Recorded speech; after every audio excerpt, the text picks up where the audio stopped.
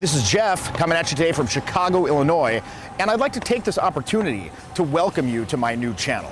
I'm going to be using this space to explore all areas of self-development, including health, wealth, relationships, and higher purpose.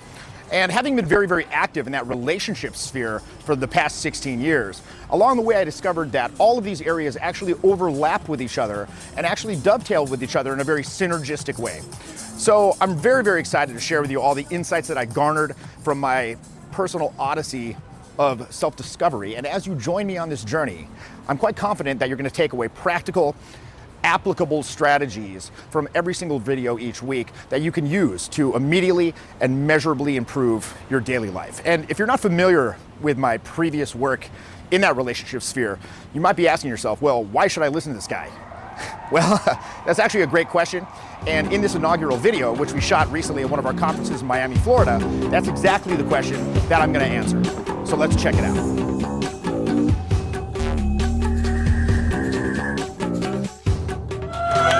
Welcome. Hi. No, it's okay. Just turn that down. So, well, I made an entrance while already on stage. It's different. So welcome to Summit, guys. First day, very exciting. It's good to see a good turnout here. You guys could have been anywhere in the world this week, but you're here with me. I appreciate that, in the words of Jay-Z. The other day, I was doing some sort of live stream. I believe it was on Instagram. And by the way, does everyone here have Instagram? Yes. Were you here? Did Evie speak to the efficacy of the new Instagram method for contact closing? At length? Did he speak to this at length? I won't get into that. But yeah, you should all be doing that, right? It truly is kind of the way of the future. Don't be a late adopter. Don't be a reluctant. I was one of the late adopters because I'm old. You know, I'm 43. I'm like, gosh, another thing to deal with. Another thing splitting my attention. But I think it's very valid and very valuable. And I'd also encourage you to all follow me because I desperately need the validation. So please, as soon as you get your phones back, follow me. But I was on this live stream and I was going through some of the questions.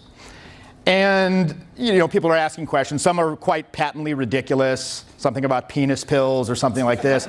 Others are more thoughtful. And then one guy said, why should I listen to you? And in the past, I might have treated that dismissively, like, well, then turn off the channel or something like that. But I really thought about it. Why should anyone in this room listen to me at all? Why should you take my advice? I think the message here, at least my message, is one of self-determination and perseverance. Self-determination and perseverance. Now, I personally, I don't know if you guys, how many of you guys are familiar with my stuff, if you've read my book or anything like that, but I had a pretty traumatic upbringing. Started off very normal. I had a very white, suburban, upper middle class upbringing, just kind of very white bread, leave it to Beaver. I was very academically gifted as a child, straight A student. And then one night, when I was 15 years old, I was having a very awkward family dinner when the SWAT team kicked in the door to my house and arrested my father. And as I came to find out later, while we had been on vacation the previous week, my mother had informed him that she was having an affair and she was going to leave him. And his response to this was to kidnap her and the guy she was seeing and essentially take them to a hotel room and torment them in a variety of ways over a period of like a day and a half. And when he had done this, he then had the audacity, really, it's kind of admirable in a sick way, to extort money from them, ostensibly for the hit on their family if they were ever to tell anyone about this experience. And then he thought he'd gotten away with it. It's like, oh, well, the hit on the family, got away with it. Kids come back next week, it'll be hunky-dory, everything's fine. Of course, they immediately go to the cops, and then the cops, come and arrest my father. Now, at the time, I did not respond to this very well. My response was not well-adjusted and healthy, okay? It was as though I had my entire existence pulled out from under me. Nothing mattered anymore. Reality was, I was completely unmoored from reality. My GPA went from like a 4.3 to a 2.5 in the period of one semester. It's like homework, get out of here, screw you. Like, I'm not doing homework, are you kidding me? Somehow I graduated high school. I think that they just felt bad for me, honestly, because it was in the papers and everything. And I didn't see my father again for basically 25 years. I saw him once again in jail, and then I saw him one time again in court, and then I didn't speak to him. I mean, I spoke to him, I called him once after he was released. He's still the same jerk. Nothing's changed, no remorse. I don't need to be in contact with this person. And that continued like that until his death 2 years ago. And then when I went out there, and it was doubly traumatic because as soon as that happened, it was as though that entire side of the family died. Like in a plane crash or something, because I just didn't speak to them either. Ever. Again. And when I finally went out there to handle his affairs, they were like, he told us he got in like a fight and he went to jail for a little bit. It's like he told him some lie. He said that we hated them and not to contact us. Here's the thing. With all of this, I went to a lesser college than I anticipated going to. I was going to go to Berkeley, didn't have the grades anymore. He blew all of our college fund on his defense. So I went to a state university, SF State. Go Gators. You know your school sucks when the mascot is a pun about the Golden Gate Bridge.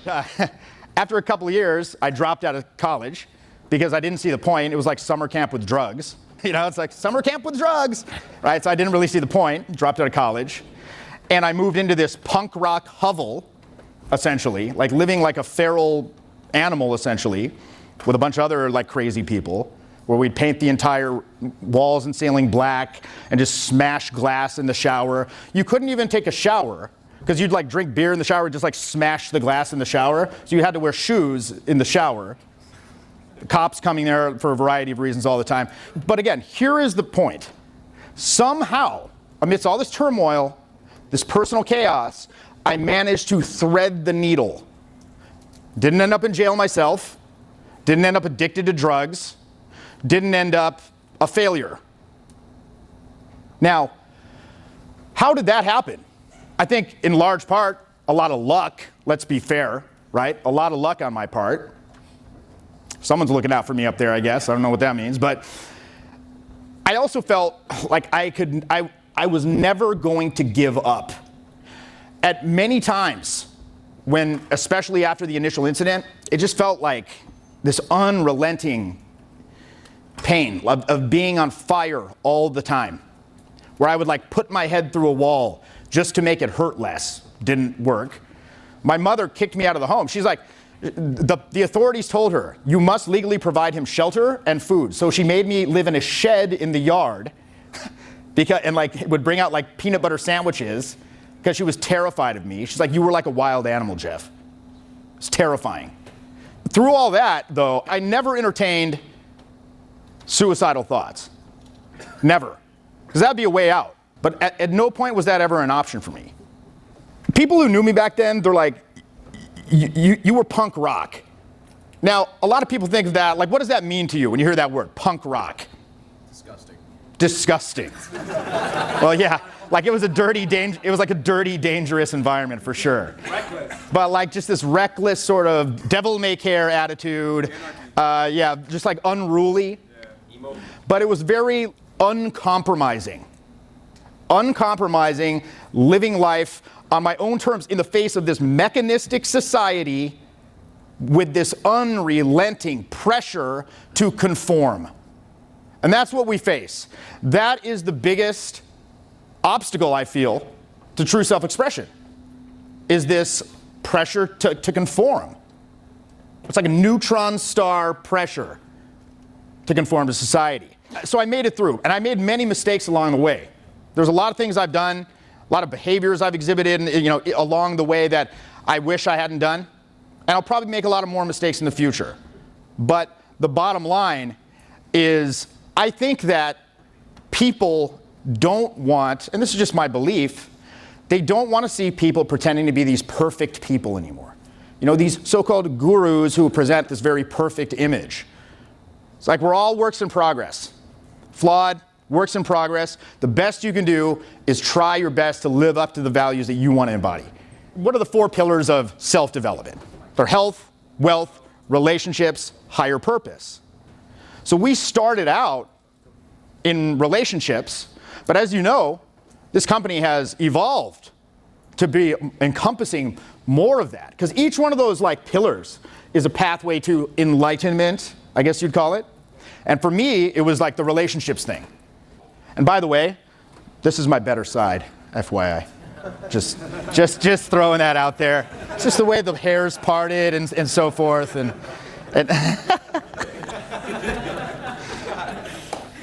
we don't want any fake perfect gurus. But again, why I started learning this stuff as a way to engage with society. It was my way of engaging with the world. I felt that my parents failed me. I felt that the system failed me. Well, maybe I could find some sort of way out in romantic relationships. I find a way to not feel this just crushing loneliness, the sense of being alone in the world. But it was a way out for me, but not in the way I anticipated. Did I ever tell you the story of like how I got involved with this stuff? Guys, you want me to share that real briefly? Yeah. Okay, so when I lost my virginity when I was 19 years old in the dorms at the aforementioned State University. And I had met the girl in the dorms. It was just like on the same floor, assigned by computer. Isn't it interesting how like a lot of times your best friends in life were assigned randomly by a computer? Or you met them on Craigslist as a roommate or something like that. Really kind of makes you think. But anyway, so I fell in with this circle on the dormitory floor, and I grew closer to her over a period of several months, and then we hooked up. She was a virgin as well. And then we ended up having like awkward virgin-on-virgin sex in the dorm room. Like, is this the hole? I believe it is. Like, I think it's going well. And then and then the next semester, we moved out together into an apartment off campus. And then shortly after that, she was kidnapped by Christian fundamentalists and taken to an inpatient re-education facility, and I never saw her again. Yeah, true story. I know a lot of you could probably relate to this. Very common. But same sob story. She had taken some LSD, and she had a bad trip and called the parents, who were very religious, who then sent out like emissaries from the church to retrieve her. And when I spoke to her several months later, she said, "Things are different now, Jeff. I walk with him." I'm like, "What? Who do you walk?" She's like, "Jesus, Jeff. I walk with Jesus now." I'm like, "Oh, I see." So, and then my next relationship that I got into was with a much older woman. She was about 29, I was 20, and I met her through work. And same kind of thing, fell in together over just by being in proximity over a period of time. Isn't that how most guys who don't study this whole stuff get into these relationships? They just kind of fall into it. But this relationship was very abusive.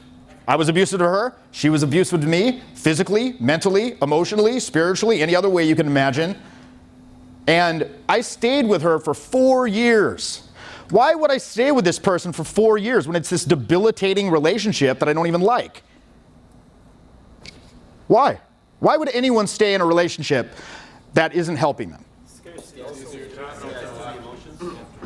That's part of it. Addicted to those strong emotions, that's one of them. Shame, belief that, I deserve this. That's one. Another one's just convenience, comfort, afraid to be alone. Didn't have the belief that if I were to leave this person, that I would have the ability to go out and find someone of equal or better attractiveness, quality, value in a reasonably short time frame. Cast adrift once more on the sea, just hoping to get lucky again. That's why I stayed with her. And then after that, we broke up, and I said, you know what? Enough of this. I'm going to be a playa. Like the Too Short music from the Bay Area where I live. I'm going to be like an Oaktown Mac. I ain't playing. And so I adopted these behaviors, and I started to learn it. But in many ways, and I learned how to do it very well over the years, if I do say so myself. I've had a lot of success at this stuff. A lot of success, in fact. But along the way, in many ways, I became my own monster, I guess, if that makes sense. In a lot of ways, I started to embody all those characteristics that I reviled before. So don't let trauma make you into the thing you hate, because then you're just perpetuating the cycle.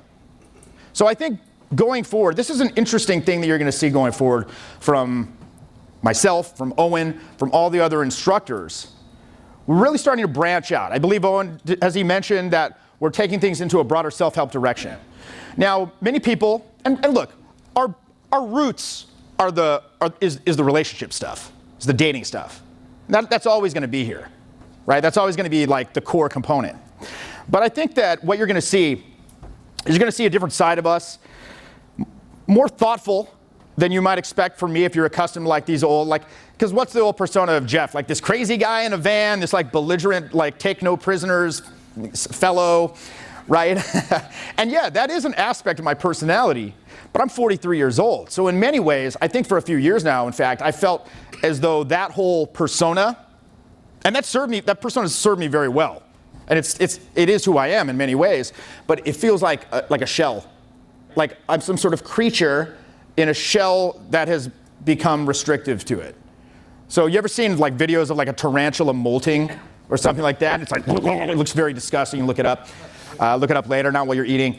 And it's like twitching and coming out of this shell, but then it's like, it's out and now it's expansive. So that's what it's gonna feel like. It might be a painful transition, but we're ready to go there. And by the way, I don't want to come off going forward as like some old guy that's lecturing you, like, hey, you kids, you don't make these mistakes, but just someone who's walked the path. Somebody who's like been in the trenches, came up from the gutter, crawling on glass in the gutter, literally and figuratively, good times, and who came out okay. Who came out okay. Like I said though, the ultimate message here is one of self-determination. But the vehicle for this is what? Social interaction. What does it mean to be attractive? What does it mean? What does it mean to be charismatic?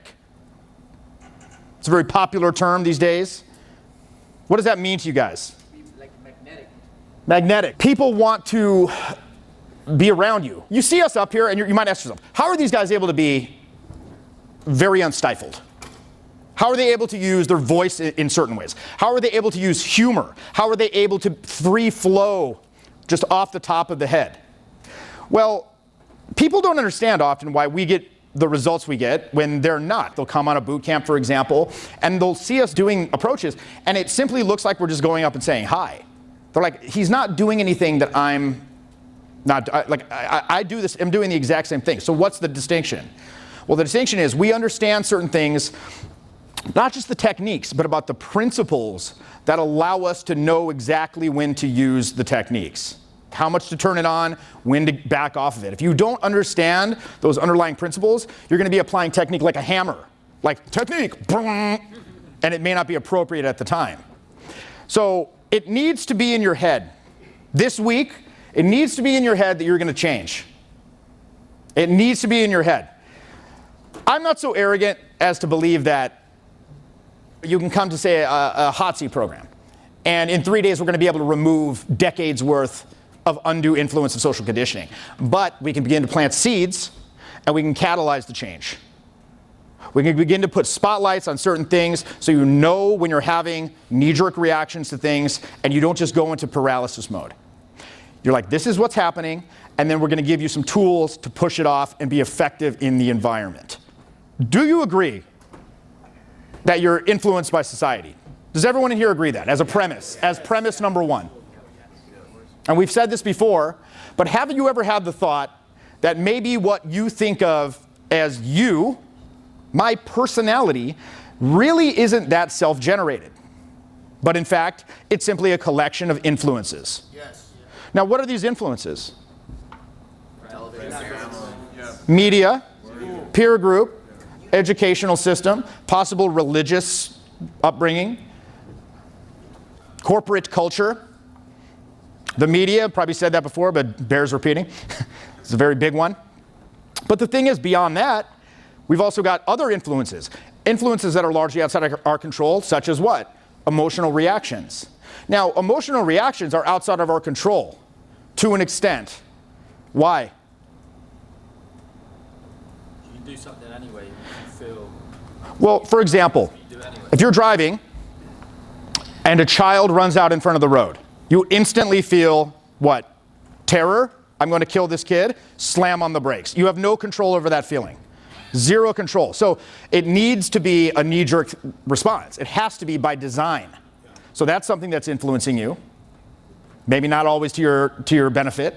And then third, you have certain biological imperatives that are molding you and shaping you. So the goal here is to get you to the root and not what's affecting you from external sources. Now, we all engage with society, obviously. Every instructor that you're going to see up here, every presenter, we engage with our society, but we engage in our own way. I know how to engage with society on my own terms, and I understand these influences, and I'm not free from them, but I understand the effect it's having. But it took me many, many, many years to arrive at those understandings, and also to begin to install the tools that allow me to be effective in the environment. So ultimately, the goal here is what? To get you away from being at the effect end of things in the environment where things are just happening to you and you're having these sort of knee-jerk reactions, and get you to the place where you are at the cause of things in your life. You are in the driver's seat. I'm not going out there in the club and I'm not thinking, do they like me? Do they like me? How many guys in here feel that that's an issue for them right now? I hope they like me when you approach. Now, anyone who didn't raise their hand is probably lying. Because even when I go up, there's in the back of my head, I'm like, I want it to work. I'm not just like, like completely oblivious. I'd prefer that they like me, obviously. But as opposed to the general population who's coming at that's like dominating 80 to 90% of their headspace. For me, it's probably like about a 5%. Just monitoring to see if I need to alter the approach or what have you. But today and during this, in fact, this whole week, we're going to leverage the power of this group environment to kind of start to break some of those shackles off. Are you down for this? Yes. Okay, phenomenal. By doing this, by the way, it'll allow you to use your voice better. It'll allow you to use humor. It'll allow you to free flow. It'll allow you to control the frame. It'll allow you to remain unshaken in the crash of the worlds. By the way, everyone in here, I'm preaching to the choir on this, but everyone in here is here because they believe this is a worthwhile endeavor. Am I right? Yes. So what are some of the benefits of being a charismatic person? Number one, people want to be around you. Number two, people will listen to you in a group environment. I used to be a lot more shy. And I would be talking in just a large group of my friends, and I find it difficult to get a word in edgewise, or I would, and the ideas simply wouldn't be like taken seriously. Beyond that, they'll actually want to implement your ideas. Obviously, I think we all see the applications of this in business as well. What are some business applications to this stuff? People want to hear your ideas. Well, think about this. If your boss likes you, they're probably going to perceive you as a more effective and efficient worker. Beyond that, how many people here have worked in sales? Obvious application there. Beyond that, just pitching. How many guys here consider themselves entrepreneurs to an extent? Have you ever been in the room with a person who could maybe help you with your idea, but you simply didn't know how to go up to them without seeming like some kind of odd, like weird value taker? Learning this magnetic charisma type behaviors can actually help you in that. Getting investors, going on a job interview. I used to work at a hotel much like this one, and I was the manager of the parking department. And so I was responsible for hiring and firing. I enjoyed both equally. Many a time I would give the job just to the sole criteria on whether I would give the person the job was, do I like them? Do I like this person on a personal level? I barely even read the resumes. Now, granted, parking cars, it's not really a high-skilled job, but still. Now, beyond that, socially, too, not just with this romantic relationship stuff, but beyond that, like let's say you're going to look for an apartment. Are you going to get the lease? Do they like you? Let's say you're dealing with neighbors.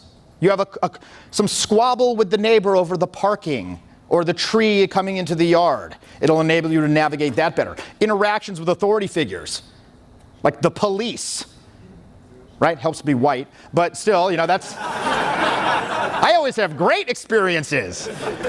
Remember recently I was driving the van. I got pulled over because there was like a dim taillight.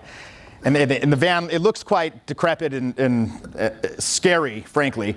And so they come out, and then as soon as they get to the front and see me, I'm like, hello, sir, Jeffrey Allen. And they're like,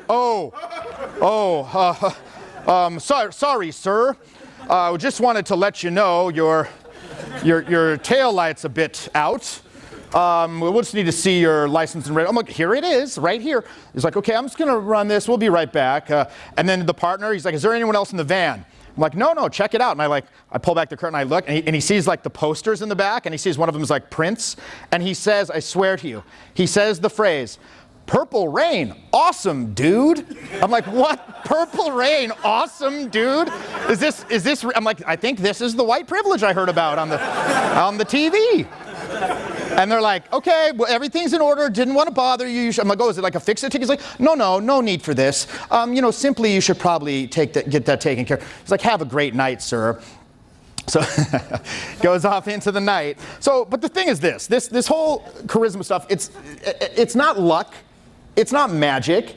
It's a skill, and it can be taught. There are, of course, certain behaviors that encompass this, and you need to know how to embody these. But the thing is, anyone can do this. How many people in here consider themselves introverted? You know what's weird? I actually consider myself somewhat introverted. But then everyone I know is like, what are you talking about? You're like, you will never shut up. Like, you're like singing and doing, you have to be on stage. But I actually kind of consider myself a bit of an introvert. But you don't have to fundamentally change. There are plenty of very charismatic people who are relatively introverted, who have kind of a calm presence about them. Most of it is nonverbal. It's like, boom, it's on. What enables that? It's an internal mindset that you're sub-communicating. I wasn't always like this. I had to adopt these behaviors. And I had a student recently who at the end of the program, he said to me this. He said, Jeff, I have a real serious question for you. Very serious. I've seen you out all weekend, and when you interact with these people, you're very kind of ebullient, you're very confident, you control the conversation. I'm not like that. That's not how I am. So 2 questions. Were you always like this? And if not, how did you change? And I told him, I was not like this. If you were to see me 15, 16 years ago, very, very different person. Fundamentally, my personality was the same, but I was a lot more reserved, a lot more shy. And so he said, well, how did you move to this place? And I said, it's very simple. I saw what I was doing did not work. This is not working. So I arrived at a tipping point where I said, I'm going to adopt these behaviors. But the thing is, so you can do it. You don't have to change your personality in a fundamental way to become a charismatic person. But you do have to learn these certain behaviors. But here's another thing. You have to decide. You have to decide. Successful people decide. Now, by virtue of the fact that you're even in this room suggests to me that on some level, you guys have all decided. Correct? But what does it mean? I mean, Tyler, myself, any guy you know who's good at this stuff, they didn't get good by waiting around for like Jupiter and Mars to align in the celestial heavens before they took action. But how do you make a decision?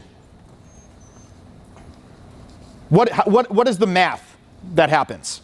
Pros and cons. Pros and cons. Because when you make, who knows the etymological root of the word decide? It's Latin. It means to cut off. You are cutting off certain options to commit to one option. But why do so many people have difficulty making decisions?